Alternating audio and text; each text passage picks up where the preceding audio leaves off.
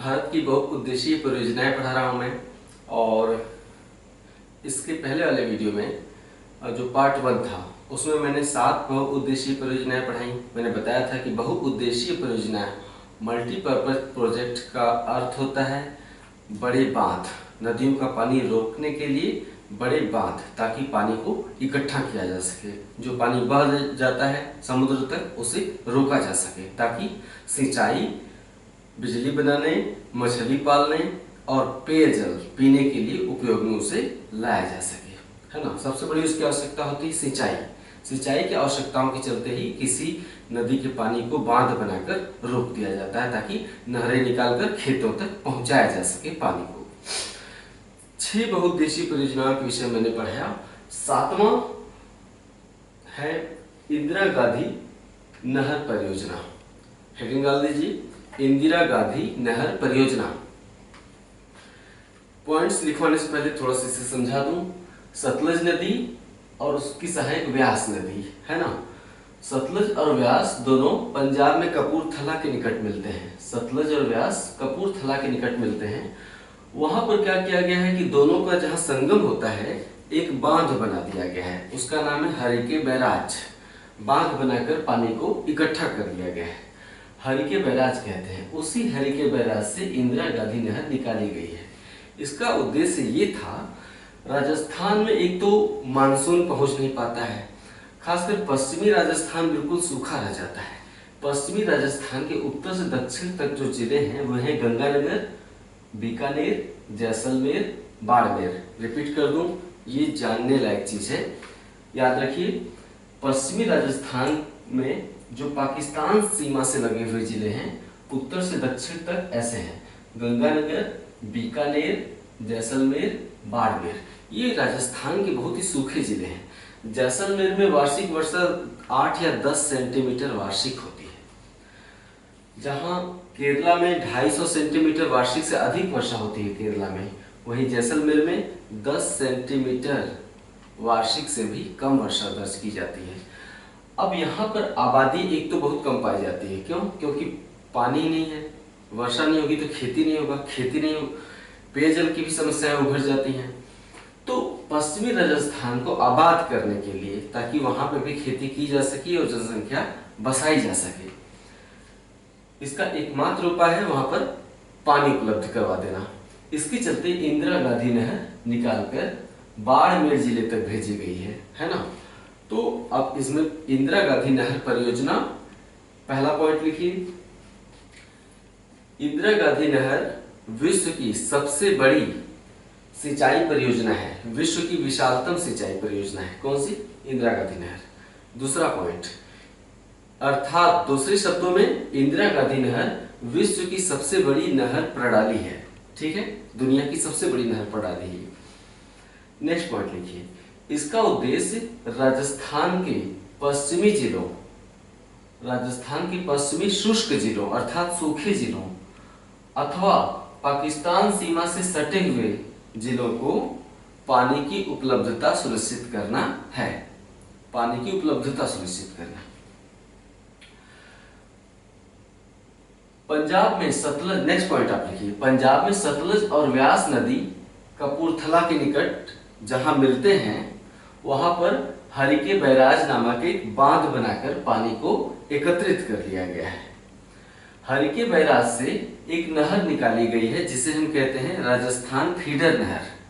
Harike barrage से जो नहर निकाली गई है उसे राजस्थान फीडर नहर कहते हैं। राजस्थान फीडर नहर ही इंदिरा गांधी नहर को जल की आपूर्ति करती है।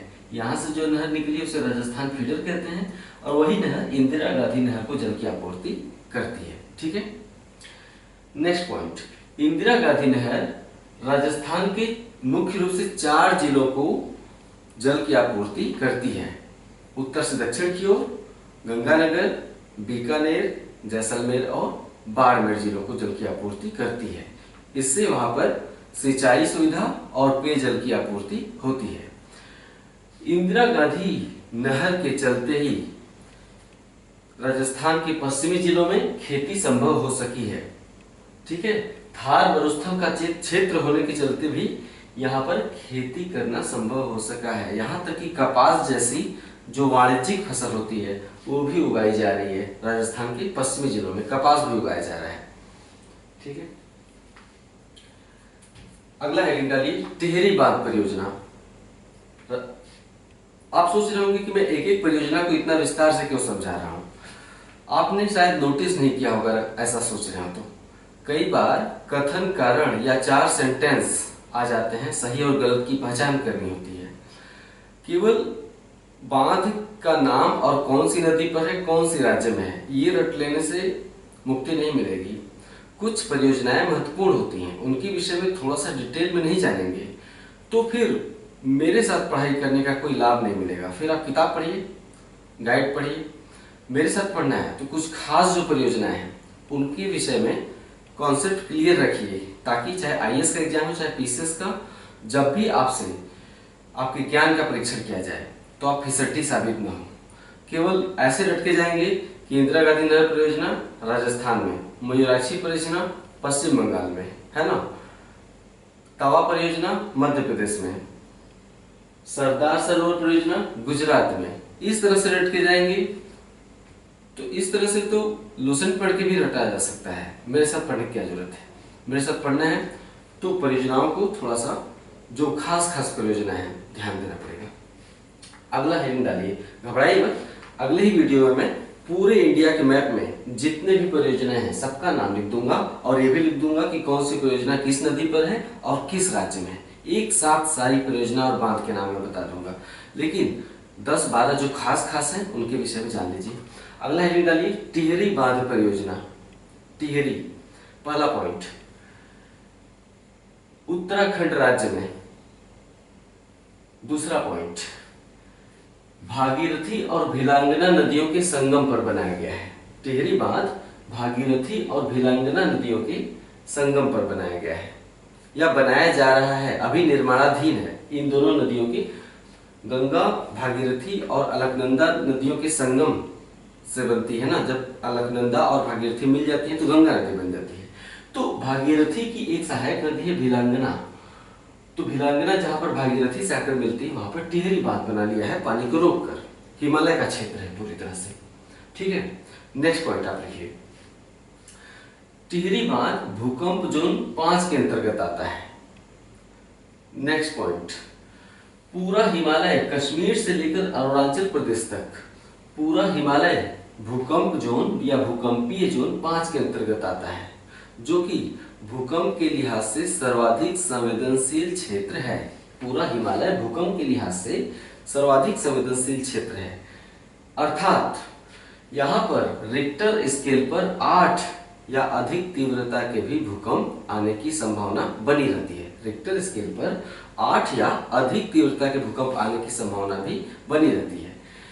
ठीक है, तो चूंकि पूरा हिमालय भूकंप जोन 5 के अंतर्गत आता है, इसलिए टिहरी भी भूकंप जोन 5 पर बसा हुआ है। अगर यहाँ पर 8 या अधिक तीव्रता का भूकंप आता है तो बांध टूटेगा और राष्ट्रीय राजधानी क्षेत्र दिल्ली यहाँ पर है, बांध टूटेगा और राष्ट्रीय राजधानी क्षेत्र दिल्ली भी बाढ़ से डूब सकती है, क्योंकि ये बहुत बड़ा बांध है टिहरी। इसमें इतना सारा पानी है कि अगर टूटा भूकंप के चलते तो दिल्ली भी डूब सकता है। दिल्ली निचले क्षेत्रों में है और ये पहाड़ पर बसा हुआ है, सारा पानी सड़क कर नीचे चला आएगा, है ना। भूकंप जोन का जिक्र आ गया है तो जान लेते हैं। पहले देश में 5 भूकंप जोन हुआ करते थे। पहले देश में 5 भूकंप जोन हुआ करते थे। यहाँ पर शॉर्ट में मैं बता दूं,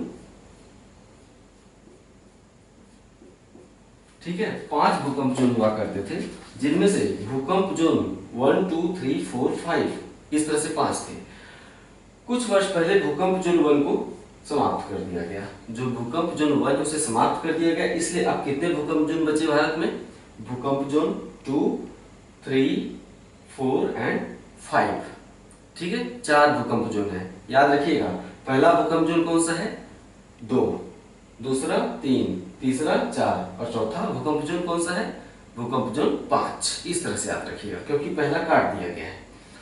तो जो सर्वाधिक इसमें कम तीव्रता के भूकंप आते हैं 2 में, 3 में थोड़ा अधिक तीव्रता के भूकंप आते हैं। भूकंप जोन 4 में और अधिक तीव्रता के भूकंप आते हैं। भूकंप जोन 5 में सर्वाधिक तीव्रता के भूकंप आने की संभावना बनी रहती है।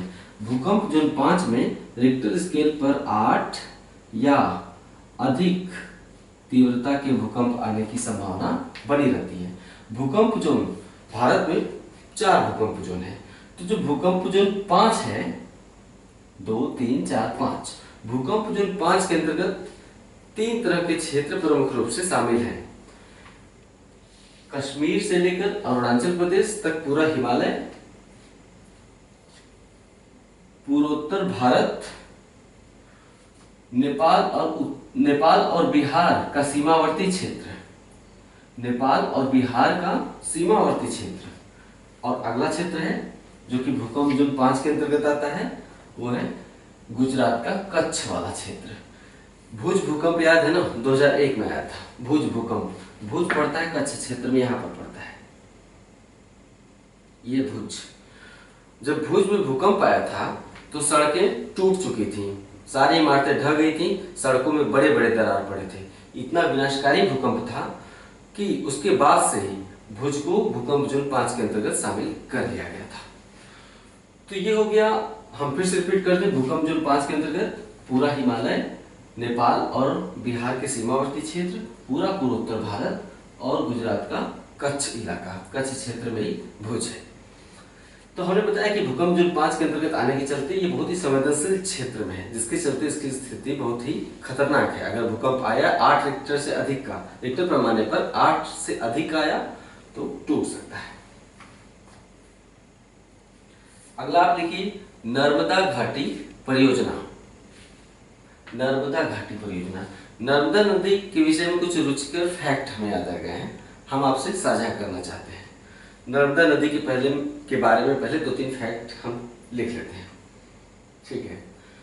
नर्मदा नदी भारत की 5वीं सबसे लंबी नदी है। भारत की नदी वही कही जाएगी जिसका उद्गम भारत से होता है।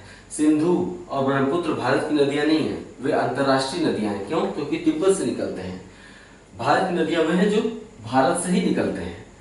तो नर्मदा भारत की 5वीं सबसे लंबी नदी है, ठीक है। डैश नंबरिंग कर लीजिए, गंगा, गोदावरी, कृष्णा, यमुना और नर्मदा। फिर से रिपीट कर रहा हूं, नर्मदा भारत की 5वीं सबसे लंबी नदी है। गंगा, गोदावरी, कृष्णा, नर्मदा, सॉरी कृष्णा के बाद यमुना और नर्मदा। नेक्स्ट पॉइंट, गोदावरी और कृष्णा के बाद नर्मदा दक्षिण भारत की 3री सबसे लंबी नदी है। गोदावरी कृष्णा के बाद 3री सबसे लंबी नदी। नेक्स्ट पॉइंट, अरब सागर में जल गिराने वाली नर्मदा भारत की सबसे लंबी नदी है। अरब सागर में जल गिराने वाली नर्मदा भारत की सबसे लंबी नदी है। नेक्स्ट पॉइंट, नर्मदा का जल ग्रहण क्षेत्र 3 राज्यों में स्थित है। मध्य प्रदेश, बीच में थोड़ा सा महाराष्ट्र में आता है, और गुजरात में। जल ग्रहण क्षेत्र 3 राज्यों में स्थित है, एमपी, महाराष्ट्र और गुजरात। नेक्स्ट पॉइंट, नर्मदा का 86% जल ग्रहण क्षेत्र मध्य प्रदेश में, 12% जल ग्रहण क्षेत्र गुजरात में, और मात्र 2% जल ग्रहण क्षेत्र महाराष्ट्र के अंतर्गत आता है। जल ग्रहण क्षेत्र क्या होता है? कोई भी नदी अकेले नहीं बहती है। जब नदी बहती है तो उसके साथ अन्य धाराएं या सहायक नदियां भी उसमें आके मिलती हैं। सहायक नदियों की भी सहायक नदियां होती हैं, सहायक नदियों की भी सहायक नदियां होती हैं। इस तरह से ये पूरा क्षेत्र एक मुख्य नदी द्वारा अपवाहित किया जा रहा है, अर्थात बहाया जा रहा है ये पूरा क्षेत्र। इस पूरे क्षेत्र को हम क्या कहते हैं? जल ग्रहण क्षेत्र, ठीक है। तो नर्मदा नदी का 86% जल ग्रहण क्षेत्र मध्य प्रदेश में, 2% महाराष्ट्र में और 12% जल ग्रहण क्षेत्र गुजरात में पड़ता है। नर्मदा नदी या नर्मदा नदी तंत्र के जल का उपयोग करने के लिए नर्मदा घाटी परियोजना तैयार की गई। नर्मदा नदी के जल का उपयोग करने के लिए नर्मदा घाटी परियोजना तैयार की गई। इसके तहत बहुत से बांधों का निर्माण किया जा रहा है, अभी हुआ नहीं है। नर्मदा नदी पर बहुत से बांधों का निर्माण किया जा रहा है, लेकिन इनमें से 4 प्रमुख हैं। इनके नाम लिख लीजिए। नर्मदा सागर परियोजना, उसके पश्चिम में ओमकारेश्वर परियोजना, उसके पश्चिम में माहेश्वर परियोजना और उसके पश्चिम में सरदार सरोवर परियोजना। इन चारों में से जो पूरब के तीन है, नर्मदा सागर परियोजना, ओंकारेश्वर परियोजना और माहेश्वर परियोजना, ये तीनों मध्य प्रदेश में पड़ते हैं, ये तीनों एमपी में पड़ते हैं। और जो सरदार सरोवर परियोजना है ये गुजरात में पड़ता है। ठीक है। नर्मदा नदी कैसे क्षेत्र में बहती है? घाटी में, रिफ्ट वैली में बहती है, भ्रंश घाटी में बहती है, यानी दोनों तरफ से उठी हुई ढाल है और बीच में गहरा क्षेत्र है। उसमें नर्मदा नदी सरसराती हुई बहुत ही तीव्र गति से बहती है, क्योंकि मैदानी क्षेत्र नहीं, ये ढलान वाला इलाका है। तो यहाँ पे एक आइडिया ये आया कि नर्मदा नदी का जल बहुत ही तीव्र गति से बहता हुआ अरब सागर में गिर जाता है। जब बरसात होती है तो पानी खूब रहता है, बरसात जब खत्म होती है तो नर्मदा नदी का सारा पानी बह के चला जाता है अरब सागर में। साल भर नर्मदा नदी में पानी रहता है, लेकिन मात्रा बहुत ही कम हो जाती है, खासकर मानसून काल के बाद। सूखे मौसम में इसमें जल की मात्रा बहुत ही कम हो जाती है। तो एक विचार आया कि क्यों ना नर्मदा नदी पर बहुत सारे बांध बनाकर उसका पानी शुष्क मौसम के लिए इकट्ठा रखा जाए। इसमें सबसे महत्वपूर्ण बात है सरदार सरोवर परियोजना। नर्मदा नदी का सबसे महत्वपूर्ण बात है, इसलिए सबसे महत्वपूर्ण है कि इसे नर्मदा नदी के सबसे निचले इलाके में बनाया गया है। कोई भी नदी सबसे ऊपर वाले इलाके से बहना शुरू करती है और नीचे की तरफ बहती है ना, तो इससे नर्मदा नदी के सबसे निचले इलाकों में गुजरात में बनाया गया है, ताकि यहाँ पर एक बांध बनाकर दीवार खड़ी करके मजबूत पानी को उसकी घाटी में ही रोक लिया जाए। नर्मदा नदी ऐसी घाटी में बहती है ना, दोनों तरफ से तीव्र ढलान वाली घाटियां हैं, इसमें जल नदी का ये जल है। तो सरदार सरोवर नामक बांध बना के यहाँ पे नर्मदा नदी का पानी रोकने का विचार आया कि यहाँ पे बांध बना लिया जाए तो सारा का सारा पानी घाटी में भरा रहेगा लबालब। इतना ही नहीं, जितनी बांध की ऊंचाई होगी, बांध की ऊंचाई जितनी ही ज्यादा होगी, पूरे घाटी में नर्मदा नदी का जलस्तर भी ऊंचा उठ जाएगा और उसका प्रयोग सिंचाई के लिए, जल विद्युत के लिए किया जा सकता है। ये ऐसा विचार आया। तो अगला हेडिंग आप डालिए, अभी तक जितना पढ़ाया उसके बाद हेडिंग डालिए सरदार सरोवर परियोजना। इसके बारे में 4-6 फैक्ट लिख लीजिए, काम देता है, हमेशा पूछा जाता है। इनमें से सरदार सरोवर परियोजना 4 राज्यों की संयुक्त परियोजना है। सरदार सरोवर परियोजना 4 राज्यों की संयुक्त परियोजना है। मध्य प्रदेश, महाराष्ट्र, गुजरात, ये तीनों तो हैं ही। चौथा राज्य है राजस्थान। जैसे पश्चिमी गुजरात सूखा क्षेत्र है, वैसे ही पश्चिमी राजस्थान भी सूखा क्षेत्र है, तो इस परियोजना में राजस्थान को भी शामिल कर लिया गया। संयुक्त परियोजना मतलब क्या होती है? इसके निर्माण में जो खर्चे हैं वो चारों राज्यों द्वारा दिए जाएंगे, एमपी, महाराष्ट्र, गुजरात और राजस्थान। और जब ये तैयार हो जाएगा तो यहाँ से नहरें निकालकर राजस्थान में भी भेजी जाएंगी, ताकि राजस्थान के सूखे इलाकों में सिंचाई हो सके। ये होती है परियोजना, बहुउद्देशीय परियोजना। तो 4 राज्यों की संयुक्त परियोजना है, इतना लिख लिया। नेक्स्ट पॉइंट, सरदार सरोवर परियोजना का सर्वाधिक लाभ गुजरात को मिलेगा। जब यह परियोजना तैयार हो जाएगी तो इसका सर्वाधिक लाभ गुजरात को मिलेगा, क्योंकि बांध बन जाने के पश्चात जलाशय का पानी नहरों के माध्यम से गुजरात के पश्चिमी शुष्क क्षेत्रों में भेजा जा सकेगा। गुजरात का जो पश्चिमी क्षेत्र है वहां पर वर्षा नहीं होती है, उतना ही सूखा रहता है जितना राजस्थान का पश्चिमी क्षेत्र। तो सबसे ज्यादा लाभ गुजरात को मिलेगा, क्योंकि बांध बन जाने के बाद जो जलाशय बनेगा, जलाशय से नहरें निकालकर राजस्थान के गुजरात के पश्चिमी भागों की सिंचाई की जा सकेगी और वहां पे फसलें उगाई जा सकेंगी। ठीक है। नेक्स्ट पॉइंट, सरदार सरोवर परियोजना का सबसे ज्यादा नुकसान, सबसे ज्यादा घाटा मध्य प्रदेश को होगा। जब ये बन जाएगा तो सबसे ज्यादा नुकसान इससे मध्य प्रदेश को होगा। क्यों? क्योंकि जब बांध बन जाएगा तो उसके पीछे नदी का जल स्तर ऊंचा उठेगा अपनी घाटी में। बांध उसके पानी को रोकेगा तो बांध के पीछे नदी का जल स्तर अपनी घाटी में ऊंचा उठेगा। जल स्तर जैसे जैसे ऊंचा उठेगा, एक बहुत बड़े भूभाग को बाढ़ की चपेट में ले लेगा, हमेशा हमेशा के लिए वो क्षेत्र जलमग्न हो जाएंगे। ठीक है। चूंकि मध्य प्रदेश का अधिकांश क्षेत्र वनाच्छादित है, सर्वाधिक वनों का क्षेत्रफल भारत के किस राज्य में है? मध्य प्रदेश में, है ना। तो मध्य प्रदेश का ये सतपुड़ा पर्वत का क्षेत्र है, सतपुड़ा पहाड़ी का क्षेत्र है, तो ये पूरा जंगली क्षेत्र है। तो जब यहाँ पे जल स्तर ऊंचा उठ जाएगा और एक बृहद भूभाग जल में डूब जाएगा तो यहाँ पर पर्यावरणीय संकट पैदा होंगे। जैसे स्थानीय जीव जंतु विलुप्त हो जाएंगे, जल में डूबकर काल कवलित हो जाएंगे। दूसरा, किसी भी क्षेत्र का एक पारिस्थितिकी तंत्र होता है, जब कुछ प्रजातियां विलुप्त होती हैं तो दूसरी प्रजातियों पर भी उसका प्रभाव पड़ता है। इसको हम कहते हैं पारिस्थितिकी संकट पैदा हो जाएगा। ठीक है, बहुत बड़ा भूभाग जल में डूबने से पारिस्थितिकी संकट पैदा हो जाएगा मध्य प्रदेश में। तीसरा, जंगलों में जनजातियां रहती हैं, स्थानीय जनजातियों के पुनर्वास की समस्या उभरेगी कि उन्हें उठाकर कहां पर रखा जाए, कहां पर बसाया जाए। तो बहुत सारी समस्या उभरनी है जब ये बांध बनकर तैयार हो जाएगा। तैयार तो हो ही रहा है। बीच में ये मुद्दा भी छा गया था कि सरदार सरोवर बांध की ऊंचाई और बढ़ाई जाए, क्योंकि इसका लाभ तभी मिलेगा जब बांध की ऊंचाई और बढ़ाई जाएगी, तभी जलाशय में लबालब पानी भरा रहेगा और नहरों से निकालकर दूर तक के क्षेत्रों में पानी पहुंचाया जा सकेगा। किसी बांध से नहर की लंबाई इस पर निर्भर करती है कि बांध की ऊंचाई क्या है। बांध की ऊंचाई जितना ही अधिक होगी, नहरों में पानी उतना ही दूर तक जाएगा। अगर बांध छोटा बनाएंगे तो फोर्स कम रहेगा तो नहरों में पानी दूर तक नहीं जा पाएगा। तो एक विचार ये आया था कि बांध की ऊंचाई अधिक से अधिक बढ़ा दी जाए, जिससे जलाशय में पानी ऊंचे स्तर तक भर जाए। और जब नहरें निकाली जाएंगी तो राजस्थान वाली नहर जैसलमेर तक पहुंच जाएगी और गुजरात वाली नहर कच्छ के सबसे पश्चिमी क्षेत्र में पहुंच जाएगी, है ना। लेकिन इससे समस्या और गहरा गई, इसका विरोध होना शुरू हो गया। सरदार सरोवर परियोजना का विरोध होना शुरू हो गया कि अगर इसकी ऊंचाई बढ़ाई जाएगी तो और बड़ा भूभाग जल में डूब जाएगा।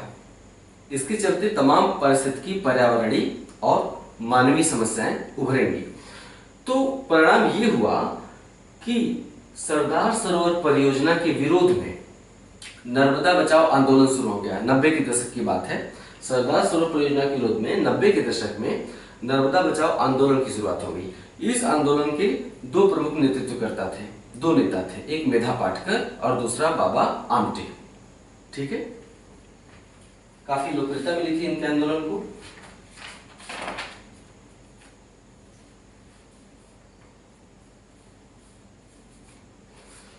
अब आज एक और पढ़ लेते हैं, केन बेतवा लिंक परियोजना। हेडिंग डालिए, केन बेतवा लिंक परियोजना। हाल में समाचारों में सुर्खियों में छाया रहता है, सवाल कभी भी उठ सकते हैं। केन बेतवा लिंक परियोजना, इसमें खास बात क्या है, पहला पॉइंट लिखिए, ये है बेतवा,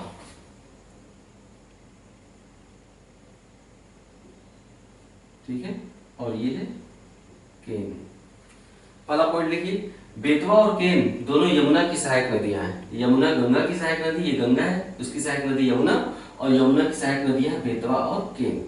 तो दोनों यमुना की सहायक नदियां हैं। नेक्स्ट पॉइंट, दोनों नदियां मध्य प्रदेश में और उत्तर प्रदेश में बहती हैं। ठीक है, मध्य प्रदेश में और उत्तर प्रदेश में बहती हैं।